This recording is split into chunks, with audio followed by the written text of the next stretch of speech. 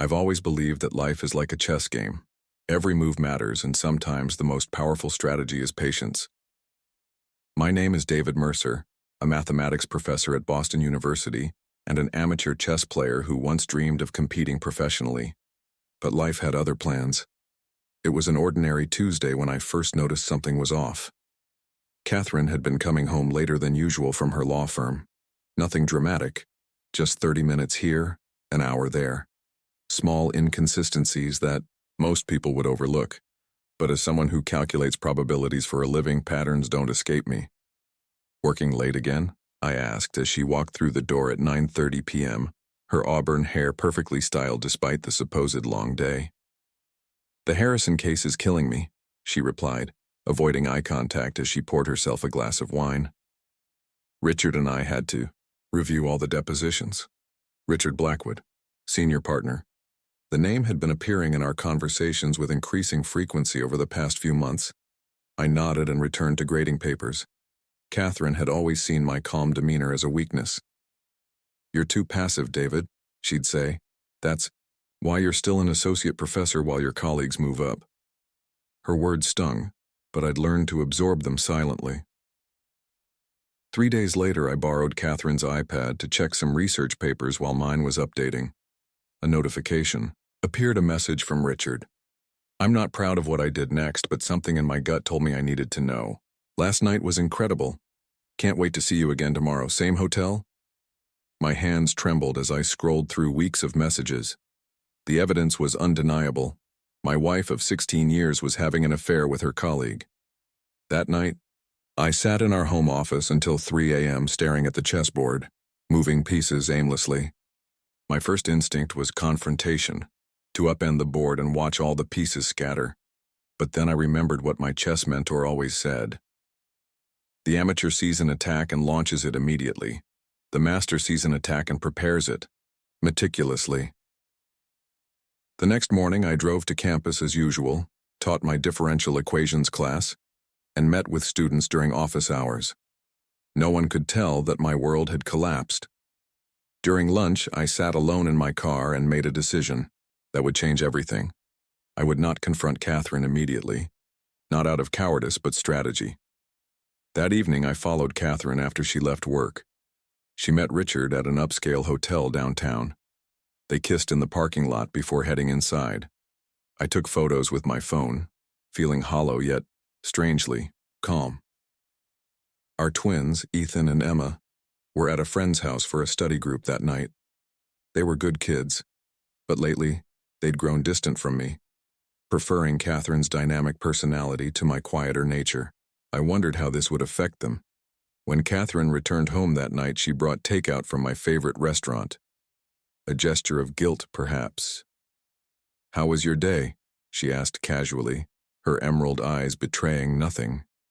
"Enlightening," I replied truthfully. "I learned something important about myself today." "Oh?" She raised an eyebrow, setting the food containers on the table. "Yes," I said, helping her with the plates. "I realize that I've been underestimating myself for too long." She laughed lightly. "Well, I've been telling you that for years, haven't I? You need to be more assertive, David. The world doesn't reward people who just wait around." If only she knew what I was about to set in motion. In chess, they call it a gambit, a calculated sacrifice that leads to a stronger position. Katherine thought my patience was weakness. She would soon discover what real strength looks like. The next morning, I woke up before Katherine and watched her sleep. Her face peaceful, untroubled by guilt. How could someone so beautiful cause such pain? I memorized the curve of her cheekbones, the slight flutter of her eyelashes, features I once thought belonged only to me. I needed a plan. Not just an emotional response, but a comprehensive strategy. As a mathematician, I approach problems methodically. This would be no different. First, I needed documentation. I purchased a small voice recorder and placed it under the passenger seat of Katherine's car. I installed tracking software on her phone under the guise of a security update. I created a detailed spreadsheet of her comings and goings, cross-referencing them with her stated whereabouts. The discrepancies were staggering. "You're different lately," Katherine remarked one evening as we prepared dinner. "More present. Just trying to be more engaged," I replied, chopping vegetables with precision. "You've always said I live too much in my head." She smiled, seemingly pleased with what she perceived as her influence over me. "It's good to see you making an effort." Little did she know my effort was directed elsewhere. I reached out to Michael Donovan, a law school friend who had remained close despite Katherine's dismissal of him as not ambitious enough for her social circle. Over lunch at a cafe far from campus and her firm, I laid out my situation. "Jesus, David," he said, running a hand through his salt and pepper hair. "I'm so sorry." "I need advice, not sympathy," I replied. "I want custody of the twins." Michael's eyebrows shot up. "That's a tough battle, especially for fathers." Katherine's a respected attorney with connections throughout the Boston legal community, which is why I need to be smarter than her, I said. For once, I need to use her perception of me against her. Michael nodded slowly. "Document everything. And I mean everything. Her absences, the affair, any neglect of the kids. Start building relationships with their teachers, coaches, friends, parents. Establish yourself as the stable, present parent." That evening, I invited Ethan and Emma to join me for pizza and a movie. They seemed surprised. Katherine usually handled our limited family time. "Don't you have papers to grade?" Emma asked, twirling, her dark hair, so like her mother's, around her finger. "Nothing more important than spending time with you two," I answered honestly. The twins exchanged glances but agreed. That night marked the beginning of my campaign to reconnect with my children. I discovered Emma's interest in photography and Ethan's struggle with trigonometry. How had I missed these details of their lives? Meanwhile, Katherine grew bolder. She'd return home with expensive gifts, a watch, designer clothes claiming they were from appreciative clients. "The Harrison case settled," she announced one Friday, flashing a diamond bracelet. The client was very grateful. I smiled and congratulated her, even as the voice recorder in her car had captured her conversation with Richard about selecting the jewelry together. At a faculty dinner the following week, Katherine dominated the conversation as usual, subtly, undermining me at every turn. "David's brilliant with equations, of course," she told the department chair's wife, her voice dripping with condescension. "But he's hopeless with practical matters. Last week he couldn't even negotiate with the plumber. I had to step in."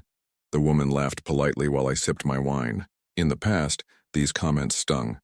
Now they were merely data points in my growing case file. That night, as Katherine slept, I outlined my complete strategy in a password-protected document. Gather irrefutable evidence of the affair, secure financial. Independence, build stronger relationships with the twins. Consult with family court specialists. Prepare for independent living. The chess player in me recognized this as the opening phase. I was positioning my pieces, preparing for the middle game, where the real battle would begin. Katherine had always underestimated me, seeing my deliberate nature as weakness. She never understood that in chess, as in life, true power often lies in careful preparation rather than impulsive action. The next morning, I registered for a gym membership and scheduled my first therapy session. The board was set. The game had begun. 2 months into my strategic patience, I caught a glimpse of myself in the gym mirror and barely recognized the man staring back. The soft edges of my academic physique had hardened. 3 mornings a week at 5 a.m., before Katherine or the twins awoke, I worked with a trainer named Marcus. "You're on a mission, Professor," Marcus observed as I completed my final set of deadlifts. "Never seen someone your age transform so quickly." I smiled but offered no explanation. The physical changes were merely the visible manifestation of my internal transformation. My therapist, Dr. Winters, had helped me understand that Katherine's betrayal wasn't my failure, but her choice. "You've internalized her criticism for years," Dr. Winters noted during our weekly session. "She's conditioned you to believe you're inadequate." "And I allowed it," I admitted.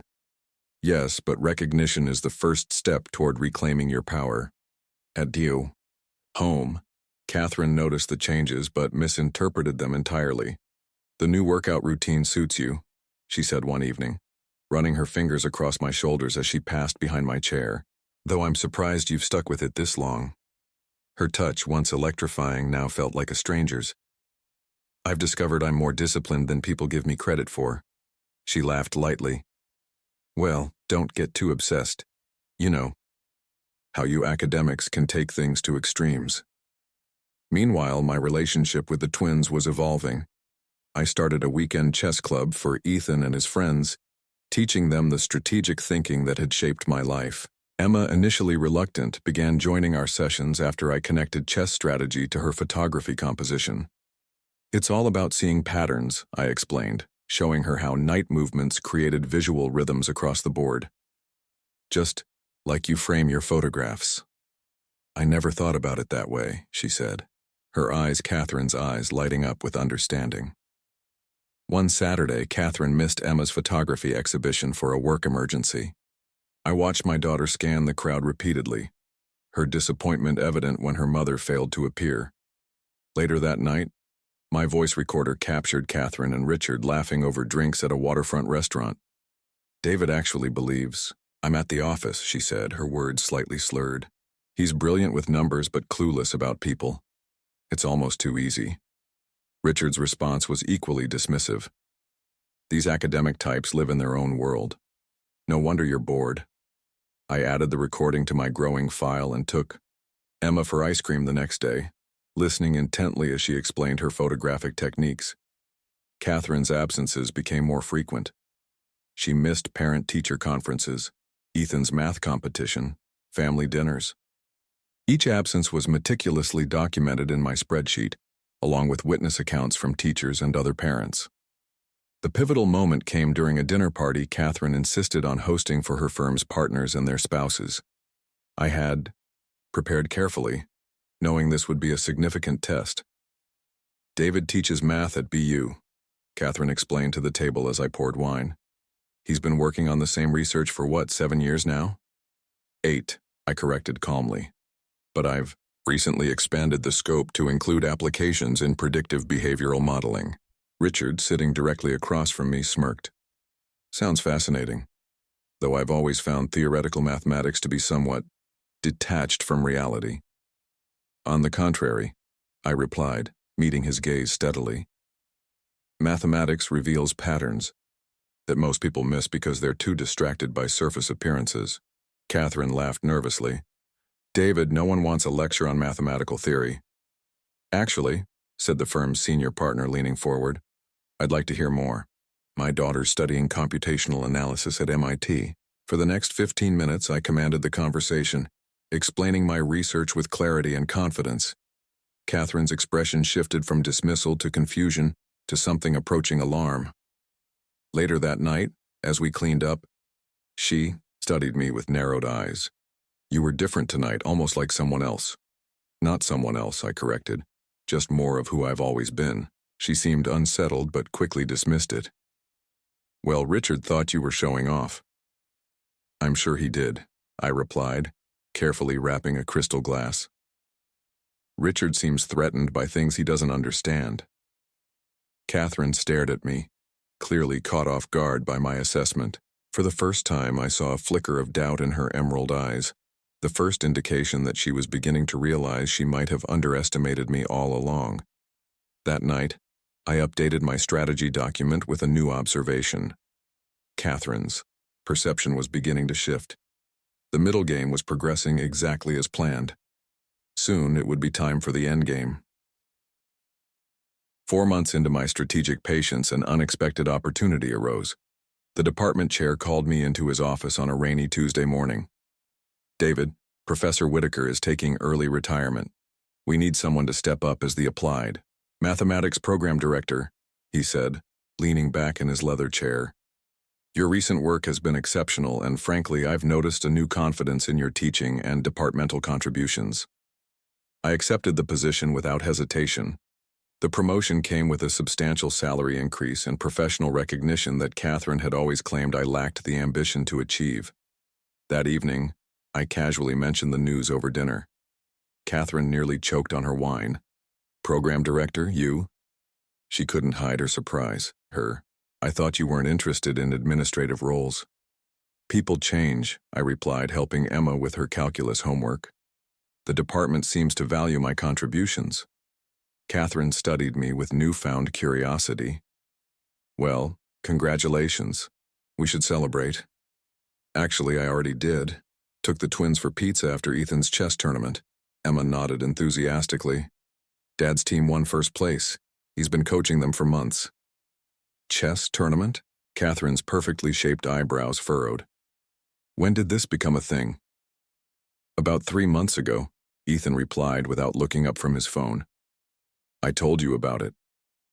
I must have forgotten, she said dismissively, though I had the calendar. Reminder I'd sent her documented in my files. Later that week, I met with Michael again to update my legal strategy. The promotion strengthens your position, he confirmed, reviewing my documentation. And Katherine's missed 17 family events in the past 4 months? 19 now, I corrected. She skipped Ethan's parent-teacher conference yesterday, and Emma's therapy session this morning. Michael whistled low. And you've documented all of these? With witness statements from teachers, coaches, and therapists, I confirmed, plus evidence of her whereabouts during those times. The affair continues? I nodded, ignoring the dull ache that still occasionally surfaced. They've gotten careless. Last weekend, they spent 2 days at a resort in Vermont while Katherine told me she was at a legal conference in New York. And the twins? Growing closer to me every day. They've noticed their mother's absences, though I never comment on them. I simply make sure I'm present. Michael leaned back in his chair. You've built a strong case, David, but are you prepared for how ugly this might get? Katherine won't go down without a fight. I'm counting on it, I replied. But for the first time, I'll be fighting back. That weekend, Katherine announced she needed to work late again. Instead of acknowledging her lie, I suggested the twins and I visit my sister in Connecticut. Since when do you and Claire get along? Katherine asked suspiciously. Since I realized family is worth the effort, I replied. In truth, rebuilding. My relationship with my sister had been part of my strategy, creating a support network independent of Katherine. The weekend with Claire proved transformative. The twins connected with their cousins, and I had long conversations with my sister about our childhood and my marriage. You seem different, Claire observed as we watched the kids play basketball in her driveway. More like the David I remember before Katherine. I am different, I admitted. Stronger. When we returned Sunday evening, Katherine was waiting with an uncharacteristic home-cooked meal and gifts for the twins. I missed you all, she said, embracing Emma and Ethan, who accepted her affection with noticeable reservation. Later, after the twins had gone to bed, Katherine approached me in the kitchen. I've been thinking, she said, twirling her wedding ring, a nervous habit I'd documented in my observations. We should take a family vacation this summer, maybe Europe? I recognized the manipulation. She sensed she was losing control and was attempting to re-establish her position as the family's emotional center. That sounds nice, I replied non-committally. Though with my new position and the twins' summer activities, timing might be tricky. Her eyes narrowed slightly. Since when do you have conflicts? You've always worked around my schedule. Things change, I said simply. The following week brought the final piece of my preparation into place. The university offered faculty housing at reduced rates, and a 2-bedroom apartment had become available in a building near campus. I signed the lease without telling Katherine. That same day, I received a text from Emma asking me to pick her up from a friend's house. When I arrived, I found her sitting on the front steps crying. Mom was supposed to get me 2 hours ago, she explained through tears. She's not answering her phone, and I saw on Find My Friends that she's at some hotel downtown. I comforted my daughter without revealing what I knew. Sometimes work emergencies come up, I said, though we both knew this was happening too frequently to be coincidental. That night, as Katherine slipped into bed well after midnight, smelling of unfamiliar cologne, I made my final decision. The Endgame was approaching faster than I had planned, but my pieces were positioned perfectly.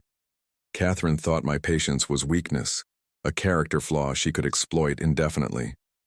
Soon she would learn that true strength lies not in domination or deception, but in the quiet resolve to stand firm when the world crumbles around you. 6 months after discovering Katherine's betrayal, I woke up knowing today was the day. The board was set, my pieces positioned perfectly. I had waited for this specific date with purpose, our 17th wedding anniversary. Katherine had been dropping hints about a special surprise for weeks. I knew from my surveillance that she and Richard had booked a weekend at the same Vermont resort they'd visited before. She planned to ask for a divorce after our anniversary dinner, having already consulted with a divorce attorney, who promised she could limit my access to the twins and secure a substantial settlement. What she didn't know was that I had the entire conversation on record. That morning, I prepared breakfast for the twins as usual. "Remember, Aunt Claire is picking you up from school for your weekend visit," I reminded them. "Dad, is everything okay?" Emma asked, her intuition sharp, as always. "You seem different today." I smiled reassuringly. "Everything will be fine. Sometimes things need to change before they can get better." After they left, I called Michael to confirm our arrangements. Then I waited for Katherine to emerge from her morning routine, perfectly coiffed as always, her blonde hair falling in practiced waves around her shoulders. "Happy anniversary," she said with a smile that didn't reach her eyes. "Are you excited for tonight? I made reservations at Maison." "Actually," I replied calmly, "I've made different arrangements. I'd like you to come home directly after work. We need to talk." Her perfectly shaped eyebrows furrowed. "Talk? But our reservation—" "Katherine," I interrupted gently, "please just come home at 6.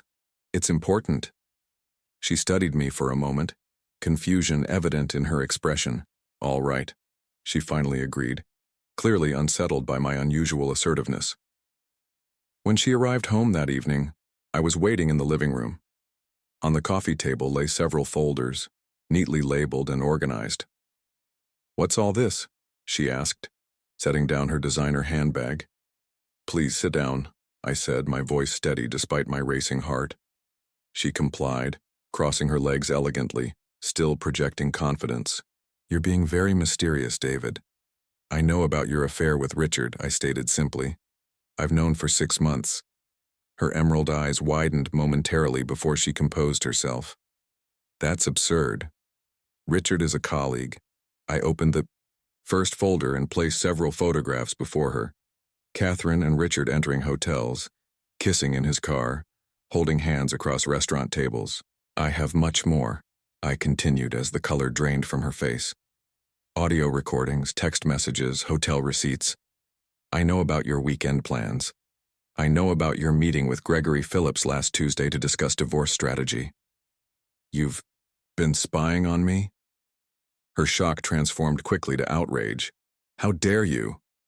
"No, Katherine. How dare you?" My voice remained calm, controlled. "How dare you betray our marriage, lie to our children, and plan to separate me from them?" I opened the second folder. These are records of every family event you've missed in the past 6 months, 37 in total. Parent-teacher conferences, therapy appointments, recitals, games. Each absence documented with statements from teachers, coaches, and other parents confirming I was present while you were not.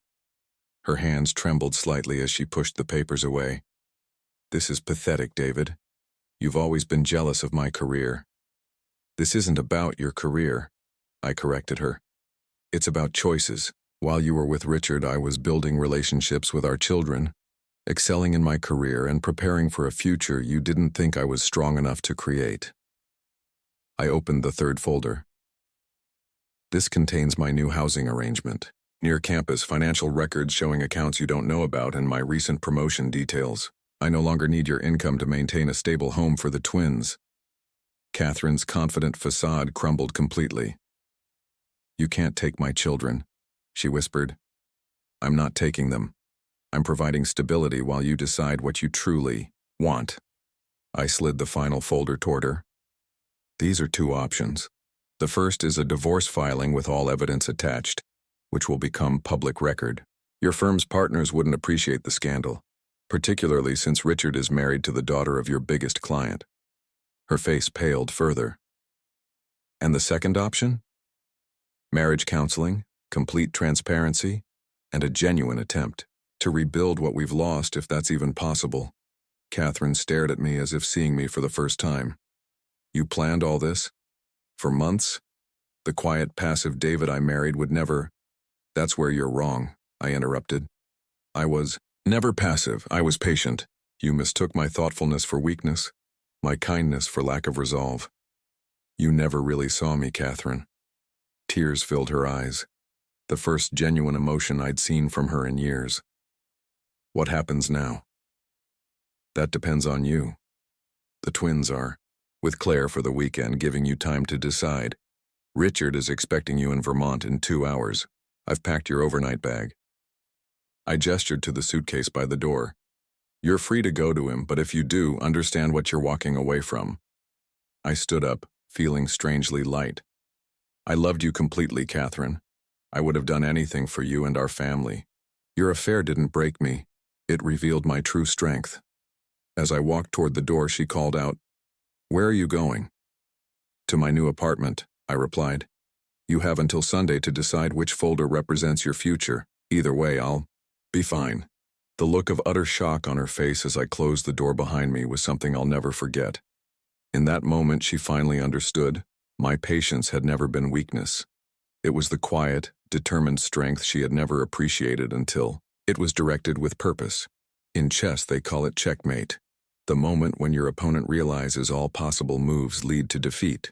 Katherine had played our marriage as a game she thought she controlled. She never realized I was playing a different game entirely, one where winning meant reclaiming my dignity and securing my children's future, regardless of her next move. As I drove away from the house we'd shared for 15 years, I felt no triumph, only peace.